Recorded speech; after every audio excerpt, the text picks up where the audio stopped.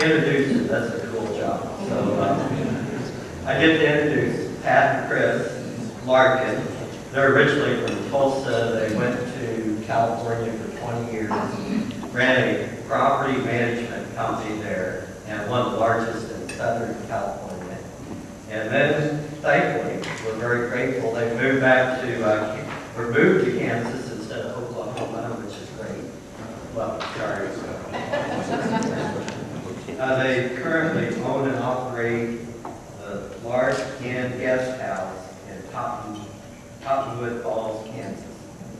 And they're going to have 10 minutes to explain, I know that's a tight time, how passenger rail, what their experience has been, and how that's benefited communities where they work.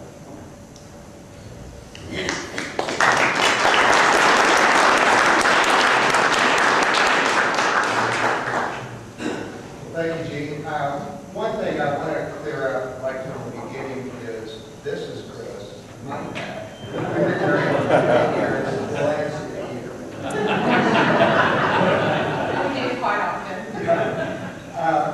As Gene said, we've been in business for lots and lots of years. Excuse me.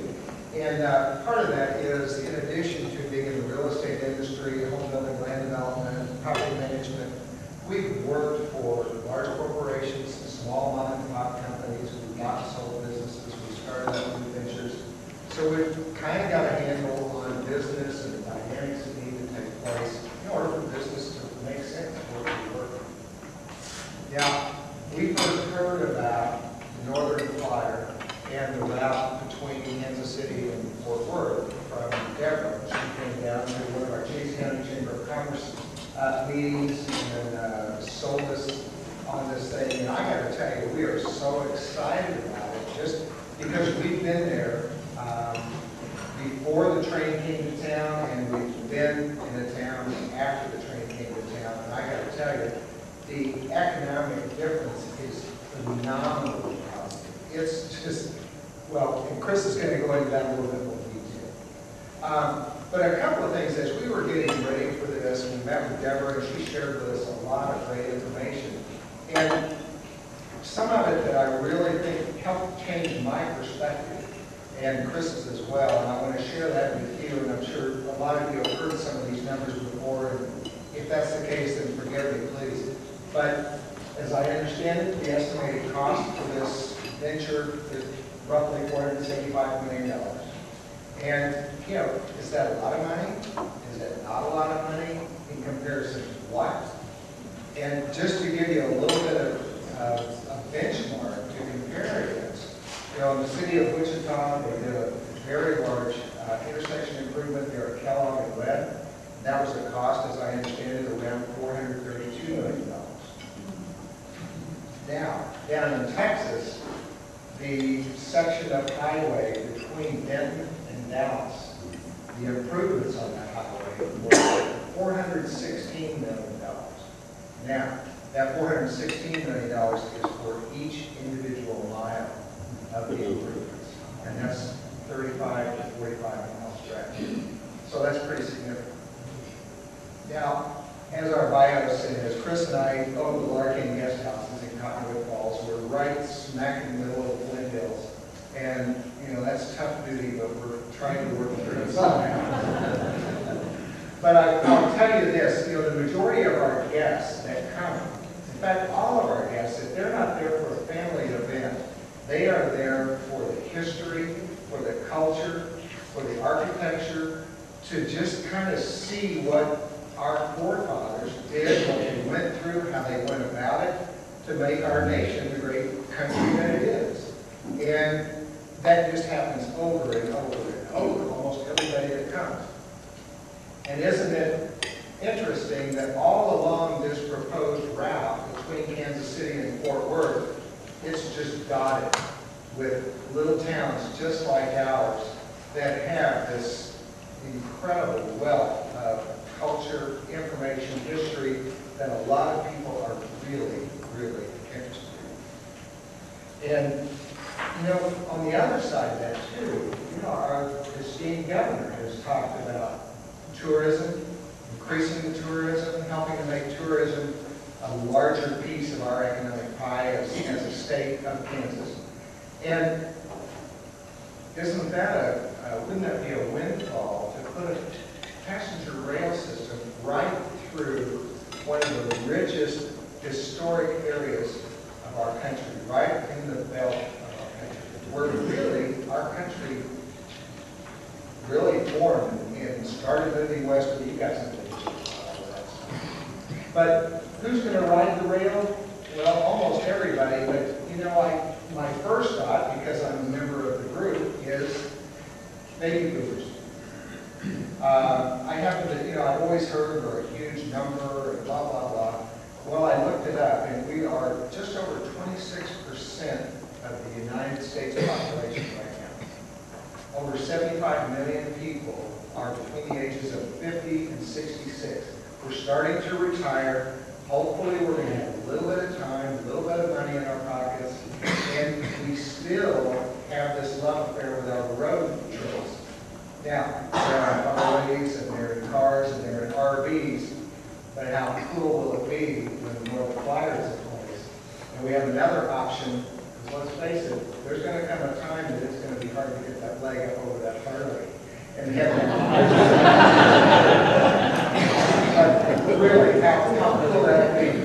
And so, I'm just going to leave it back to Kris and let her talk about some of our experiences of when the train came to town. As we explained, we were in California for 20 years, and we were so blessed to live really close to San Juan Capistrano. Unfortunately, we didn't get to live there, but we were very close. We were there a lot. Well, in 1990, we went to see swallows come back, as everyone knows, to the mission. And we saw a grateful town. The mission was there, of course, and we saw some restaurants, that sort of thing. And it was a sleepy little burg, and it was nice. But that all changed in 1995, 1996. A group of investors bought the train station and turned it to a wonderful restaurant called Luigi's, which is still there to this day. And they actually convinced the railroad to come back through. We not only have Amtrak, but we have Orange Line and another line that comes through there. In fact, it is such an amazing place that right now, it is out of 731 train stations in the state of California, it is the 18th busiest. And you guys have to imagine, San Juan Capistrano is not a very big town. There are over 600 people that get on and off that train every day. We've seen it. We were there in February, as a matter of fact. We always make, when we go back to California, we teach there several times a year. We make sure we go to San Juan. And the people getting off and enjoying the restaurants that now have blossomed and bloomed there, the incredible, all kinds of little shops. The movie theater has redone itself. It is amazing what has happened. And the reason I'm using this comparison is because I feel like I'm very much comparing it to the town that we live in now. We have a sister city, Strong City. We have a wonderful train station there, the Mission style, that was San Juan. We have a wonderful historic courthouse. It is the oldest functioning courthouse in the state of Kansas. It was built in the French Renaissance style in 1873. Love to show it to you. I guess you can kind of tell I am the director at the chamber. I love to talk about our town. But I'm telling you, if this would happen, and we would have people getting on and off the train, there are so many things to enjoy in our area. Not only our historic courthouse, we also have the wonderful Tallgrass Prairie Preserve. It's a national preserve within a mile of our train station. We have the Symphony on the Prairie. Wouldn't it be wonderful if people could just come through and get off the train and go to the Symphony and get back on? So we see, as business owners, what, it would be an incredible thing if the Northern Alliance would come through and stop at our great little town. And we know that it is possible. Pat and I have seen for ourselves, coming from Southern California, what a difference just the two of us have made. You know, it's from a business perspective, if you boil business down to really its lowest common denominator, it basically boils down to, do you have a product or service to sell? Is it saleable?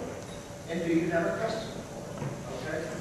Okay? Well, we're living the fact right now that the product is there and it is very saleable. We have people clamoring because we have such a shortage of rooms in our area. We have people clamoring for rooms to come and enjoy the history and the culture and all of the stories and all of that of a small Kansas town. And we have in addition, not just the baby boomers, but also lots and lots of other people before and after the baby boomers. So we do have the product, and we do have the people to sell it to. And it just, for me, it's a no-brainer from a business perspective of whether or not you do something like this. As it was said earlier, it's not just the pluses and minuses of the dollars on the balance sheet or whether or not the train makes sense. It's that far-reaching effect, what that does